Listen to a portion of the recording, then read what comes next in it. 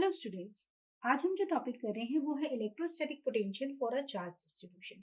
अगर हम बात कर रहे हैं इलेक्ट्रोस्टैटिक पोटेंशियल, जिसे हम इलेक्ट्रिक फील्ड पोटेंशियल या पोटेंशियल ड्रॉप या इलेक्ट्रोस्टैटिक पोटेंशियल के नाम से जानते हैं, उसे हम डिफाइन करते हैं that is as a amount of work energy needed per unit of electric charge to move the charge from the reference point to the specific point in an electric field। यानी कितना कार्य हमने किया, कितनी work energy लगी हमें जब हमने आपका एक पॉइंट से दूसरे एक चार्ज को एक जगह से दूसरे जगह मूव किया विद इन इलेक्ट्रिक फील्ड, जिसमें एक पॉइंट से दूसरे पॉइंट पर रेफरेंस पॉइंट। तो हमने क्या डिफाइन किया है? Electric potential is defined as the amount of work energy needed per unit of electric charge to move the charge from a reference point. एक पॉइंट हमने रेफरेंस पॉइंट ले लिया टू द स्पेसिफिक पॉइंट, मतलब A point से B point पे जाने के लिए जितना हमें work amount of work energy की जरूरत पड़ी इन एन इलेक्ट्रिक फील्ड।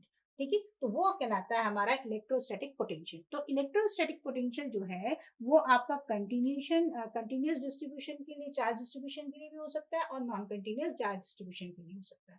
अगर हम बात करें if the charge is distributed in a volume, एक गिवन वॉल्यूम है और उसमें चार्ज डिस्ट्रीब्यूशन है और इस तरह से डिस्ट्रीब्यूटेड है, या चार्ज डेंसिटी जो है वॉल्यूम में, उसको हम रिप्रेजेंट करेंगे वॉल्यूम चार्ज डेंसिटी से।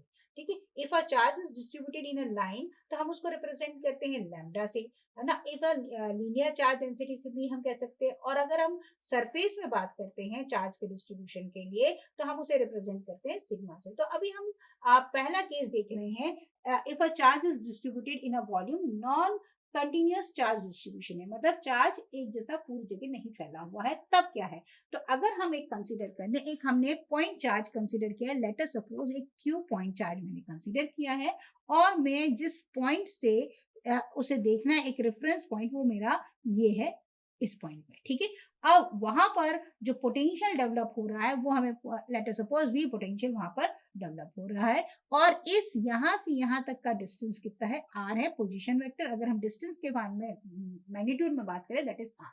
तो हमें पोटेंशियल का फॉर्मूला ऑलरेडी पता है, v इज इक्वल टू होता है 1/4 pi epsilon 0 Q by r.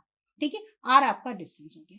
अब ये तो सिंपल सा केस हो गया कि एक चार्ज आपने लिया और ये इस ए पॉइंट से बी पॉइंट के बीच में लिया और उन ए और बीच की दूरी कितनी है? आर है। तो हमारे एज पर the definition of the potential अगर हम बात करें तो हमारे पास potential will be 1/4 pi epsilon q by r. अब अगर हमारे पास लार्ज नंबर ऑफ चार्जेस हैं जो यूनिफॉर्मली डिस्ट्रीब्यूटेड नहीं है, उस केसेस में अगर हम देखें, हमारे पास रेफरेंस पॉइंट ये है जिसपे हमको पोटेंशियल निकालना है, ये हमारा रेफरेंस पॉइंट है। ठीक है, पहला चार्ज आपका Q1 है, दूसरा Q2 है, तीसरा Q3 है। ये हमारी इनिशियल पोजीशन हो गई और हमें यहाँ से देखना है। ठीक है, ये हमारे स्पेसिफिक पॉइंट से देखना है। ठीक है, अब यहाँ से डिस्टेंस हमने ले लिया R1, ये R2, ये R3। ठीक है, तो हमारी जो डेफिनेशन है, हमारा जो पोटेंशियल होगा इसके इसके रिस्पेक्ट में, अगर टोटल पोटेंशियल हम V कह रहे हैं तो पहले चार्ज के रिस्पेक्ट में पोटेंशियल कितना है? आपका V1 है, that is equal to 1/4 pi epsilon 0 Q by R1, Q1 by R1।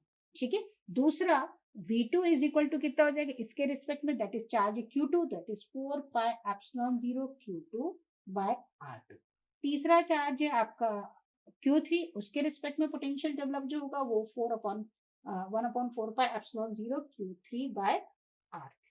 ठीक है, अब नेट पोटेंशियल इन सारे चार्जेस के कारण जो नेट पोटेंशियल हमें इस पॉइंट पे मिलेगा, that will be V is equal to V1 plus V2 plus V3। So it will be 1/4 pi epsilon 0 common निकाल लो, 1/4 pi epsilon 0 that is Q1 by R1 plus Q2 by R2 plus Q3 by R3।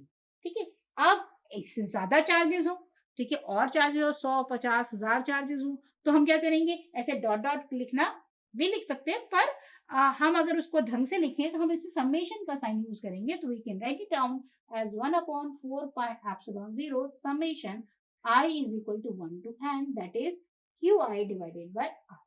तो ये हमारा potential का formula हो गया, जब आपका इलेक्ट्रोस्टैटिक पोटेंशियल का फॉर्मूला हो गया जब आपको एक से ज्यादा चार्ज है जो कि नॉट डिस्ट्रीब्यूटेड है। अब अगर हमारा चार्ज जो है वो कंटिन्यूअसली डिस्ट्रीब्यूटेड है, अभी क्या था, नॉन कंटिन्यूअस डिस्ट्रीब्यूशन था, एक यहाँ था, एक यहाँ था, एक यहाँ था, ठीक है। अब अगर हमारे पास चार्ज जो है वो कंटिन्यूअसली डिस्ट्रीब्यूटेड हो, तो हमने माना एक हमारे पास वॉल्यूम है जिसके अंदर ये चार्ज है, लेट अस सपोज ये वॉल्यूम है ना, उसमें यूनिफॉर्मली चार्ज डिस्ट्रीब्यूटेड है। तो हमने क्या करा, एक छोटा सा सेक्शन इसमें से ले लिया, लेट अस सपोज ये पॉइंट, इस पर जो चार्ज है लेट अस सपोज वो dq, टोटल चार्ज को छोटे छोटे सेक्शंस में हमने डिवाइड कर दिया, टोटल वॉल्यूम को छोटे छोटे वॉल्यूम्स में डिवाइड कर दिया, और उस छोटे वॉल्यूम पर जो टोटल चार्ज इनक्लोज है वो स्मॉल चार्ज वो कितना है dq हमने मान लिया, ठीक है। अब अगर हम dq के लिए पोटेंशियल निकालना चाहें तो हम क्या लिखेंगे, छोटा सा वॉल्यूम वहां पर कितना हो गया, dv हो गया, और छोटा सा चार्ज जो पूरे सेक्शंस में छोटे छोटे सेक्शंस में मैंने डिवाइड किया टोटल चार्ज को, तो वो आपका dq हो गया, और टोटल वॉल्यूम जो हो गया वो भी हो गया। अब लेट अस सपोज मुझे इस पॉइंट पर निकालना है, ये रेफरेंस पॉइंट पे पोटेंशियल निकालना है, और यहाँ से इस dq चार्ज की पोजीशन से यहाँ का डिस्टेंस है r, या डिस्प्लेसमेंट है r वेक्टर। तो छोटे से वॉल्यूम dv के लिए मैं लिख सकती हूँ that is equal to 1/4πε0 dq by r, ठीक है। अब मुझे इंटायर वॉल्यूम के लिए निकालना है, तो क्या करेंगे, हम इंटीग्रेट करेंगे। ओके, मैंने क्या करा, बड़े से वॉल्यूम को छोटे छोटे वॉल्यूम्स में डिवाइड किया था, और टोटल चार्ज को मैंने छोटे छोटे सेक्शन में, इस पर्टिकुलर सेक्शन में जो चार्ज का डिस्ट्रीब्यूशन था वो मैंने माना dq है, और यहाँ से लेके यहाँ तक का डिस्टेंस कितना है, रेफरेंस पॉइंट तक का, इस पॉइंट से इस पॉइंट तक का डिस्टेंस कितना है r।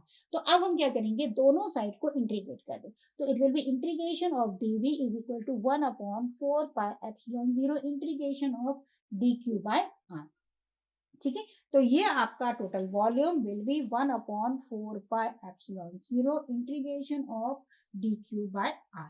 ये आपका आ जाएगा सरफेस जबकि चार्ज यूनिफॉर्मली डिस्ट्रीब्यूटेड है। अगर हम इसे in terms of charge density लिखना चाहते हैं तो हमें पता है dq is equal to rho into d tau होता है, जहां पे टाउ क्या मैं लिख रही हूँ, स्मॉल वॉल्यूम लिख रही हूँ। तो मैंने माना dq is equal to rho d tau, where ये टाउ है, that is rho is volume charge density and d tau is a small volume. So now I will replace this dq by rho d tau. तो कितना हो जाएगा, v is equal to 1/4πε0 integration आपका rho d tau divided by r। ये आपका हो गया integration. अब अगर मान लो कि रो जो है वो वैरी कर रहा है वॉल्यूम में, मतलब अगर रेफरेंस पॉइंट के साथ आपका r डैश है या कुछ और पॉइंट आपने दिया है रेफरेंस पॉइंट का नाम, ठीक है, तो वहां पे डिस्टेंस अगर r dash r1 r2 r3 ऐसे हैं तो आप लिख सकते हैं। तो लेट अस सपोज अगर मैंने कह दिया कि रेफरेंस पॉइंट से डिस्टेंस मेरा r डैश है, तो आप कई कई किताबों में आपको ऐसा भी लिखेगा कि जो रो है वो किस डिस्टेंस के लिए, r डैश डिस्टेंस के लिए है, तो that is equal to r dash d tau divided by r, ठीक है। तो ये इस तरह से भी हम लिख सकते हैं। तो ये हमारा हो गया in terms of charge density, हमने volume distribution electrostatic potential find out किया फॉर यूनिफॉर्म चार्ज डिस्ट्रीब्यूशन। अब अगर चार्ज डिस्ट्रीब्यूशन क्या था, वॉल्यूम में था, अगर ये चार्ज डिस्ट्रीब्यूशन अगर सरफेस पे हो तो कैसा होगा। तो चार्ज डिस्ट्रीब्यूशन अगर सरफेस पे, तो लेट अस सपोज मैंने एक सरफेस कंसीडर कर ली है, और मैंने आपको पहले ही बताया है कि चार्ज डिस्ट्रीब्यूशन को हम रिप्रेजेंट करेंगे यहाँ सिग्मा से। तो अब इससे ही आप अंदाजा लगा सकते हैं कि हम कैसे लिख सकते हैं। यहाँ पर हमने r डैश पॉइंट लिया है, ठीक है, तो ये छोटा सा ये पूरा एरिया था, ये आपका सरफेस था, इस सरफेस पे से मैंने एक छोटा सा सेक्शन ले लिया है, उसका एरिया लेट अस सपोज मैं कह दे रही हूँ dA, ठीक है। और इस पॉइंट पर, यहाँ से इस पॉइंट की दूरी पर मुझे पोटेंशियल को फाइंड आउट करना है, और ये दूरी मेरी r, ठीक है। तो यहाँ पर जो चार्ज डिस्ट्रीब्यूशन होगा, जैसे वहां पे रो था वहां पर यहाँ पर क्या हो जाएगा, आपका सिग्मा हो जाएगा। तो अब आप इसी से लिख सकते हो कितना हो जाएगा, that is v is equal to 1/4πε0 integration for a surface area, क्योंकि एरिया की बात आ रही है, तो एस ए या एस जो भी लिखना है that is equal to sigma r dash आपने डिस्टेंस लिया है या रेफरेंस पॉइंट माना है, तो ये आपका r ऑफ dA, क्योंकि आपने यहाँ एरिया क्या ले लिया, ये छोटा सा सेक्शन का एरिया कितना ले रखा है, dA। तो यहाँ पर आपका जो dq था वो किसके बराबर हो गया, सिग्मा इंटू डी के। वहां पे dq किसके बराबर था, रो इंटू डी टाउ के।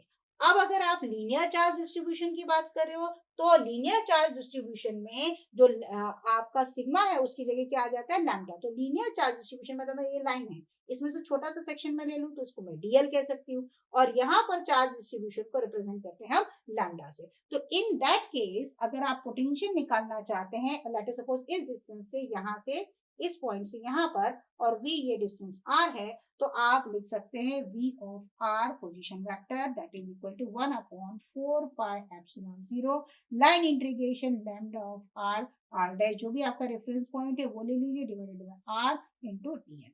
तो इस तरह से हम ये जो एक्सप्रेशन था ये हमारा था वॉल्यूम चार्ज डिस्ट्रीब्यूशन के लिए जब यूनिफॉर्मली था, ये हमारा था सरफेस के लिए, और ये हमारा लाइन इंटीग्रल। तो हम इस तरह से इलेक्ट्रोस्टैटिक पोटेंशियल की वैल्यू को फाइंड आउट कर सकते हैं।